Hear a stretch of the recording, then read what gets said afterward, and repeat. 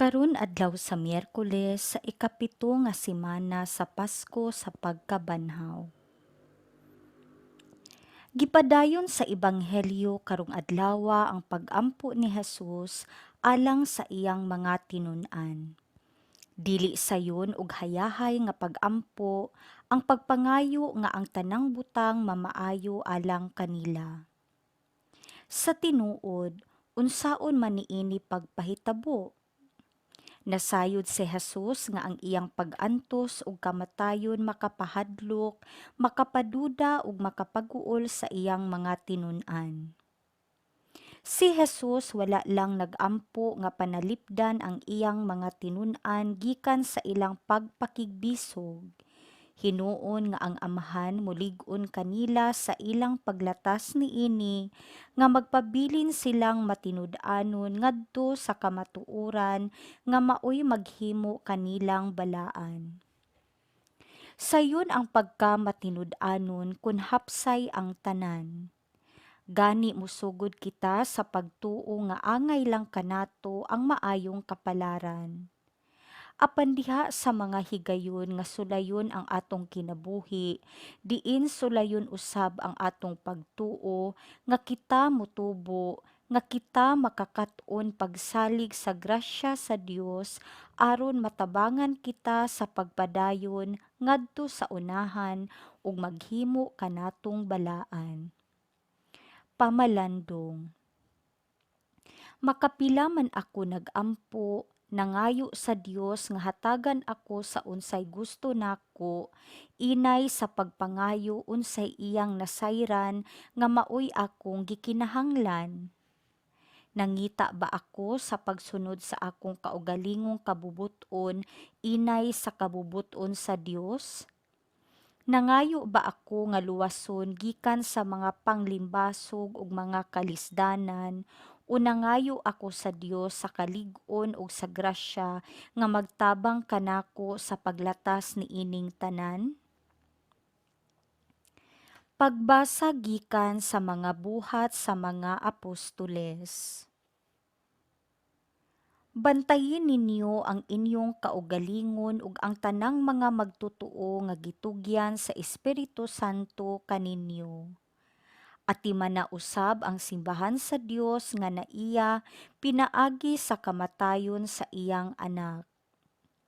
Nahibalo ako nga inigbiya ko kaninyo, anhaon kamo sa mapintas nga lubo ug wala sila'y sayloan sa panon sa mga magtotoo.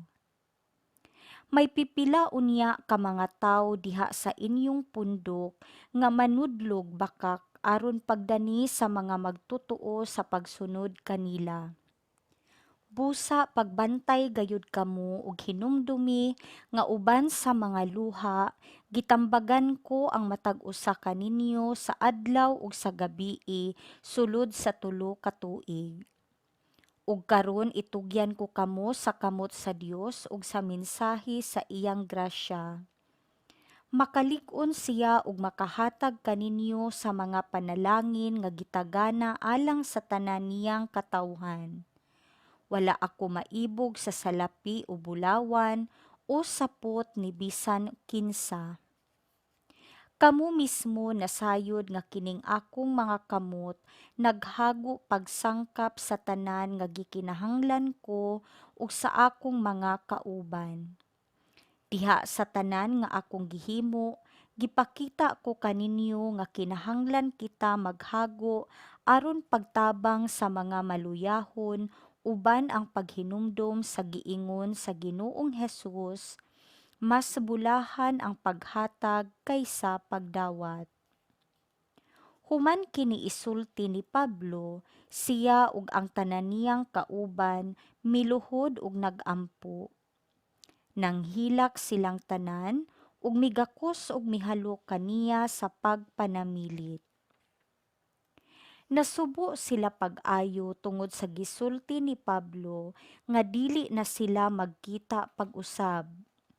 Unya gihatod nila siya ngadto sa sakayan. Ang pulong sa Ginoo. Salmo responsoryo. Awiti ang Diyos o mga gingharian sa yuta. Ipakita o Diyos ang imong gahom o Diyos nga imong gigamit alang kanamo. Alang sa imong templo didto sa Jerusalem, ang mga hari magdala unta kanimo og mga gasa. Awiti ang Diyos o mga gingharian sa yuta. Kamong mga gingharian sa yuta, awiti ang Diyos. Awiti og pagdayeg ang Ginoo nga nagahari gikan sa kahitasan sa karaang kalangitan. Ania nagalanog ang iyang tingog, ang tingog sa gahom. Ilha ang gahom sa Dios. Awiti ang Dios o mga gingharian sa yuta. Diha sa Israel anaa ang iyang kahalangdon, ang iyang gahom anaa sa kapanganuran. Makataha diha sa iyang santuaryo ang Dios ni Israel. Siya ang nagahatag sa gahom ug usog ngadto sa iyang lungsod. Awiti ang Dios o mga gingharian sa yuta. Pagbasa gikan sa santos nga ebanghelyo sumala ni San Juan. Si Jesus miyahat sa langit ug nagampo. Ug karon moanha ako kanimo, dili na ako magdugay dinhi sa kalibutan apan magpabilin sila dinhi. Balaang Amahan, bantayi sila diha sa gahom sa imong ngalan, ang ngalan nga imong gihatag kanako, aron sila mausa ingon nga ikaw ug ako usa lamang. Samtang ako uban pa kanila, gibantayan ko sila pinaagi sa gahom sa imong ngalan, ang ngalan nga imong gihatag kanako.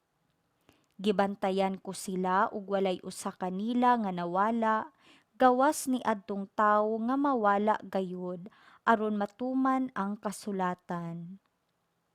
Ug karon moanha ako kanimo ug gisulti ko kining mga butanga dinhi sa kalibutan aron malipay sila pag-ayo duyog kanako.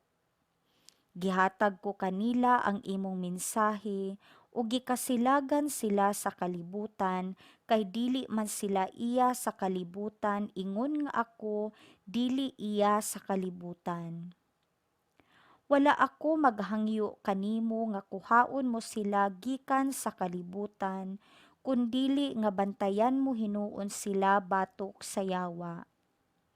Ingon nga ako dili iya sa kalibutan, dili usab sila iya sa kalibutan. Himua silang imo gayud pinaagi sa kamatuoran, ang imong pulong kamatuoran. Gipadala ko sila sa kalibutan, ingon nga ako imong gipadala nganhi sa kalibutan. Ug tungod kanila, gitugyan ko ang akong kaugalingon nganha kanimo aron maimo usab sila. Ang Ebanghelyo sa Ginoo.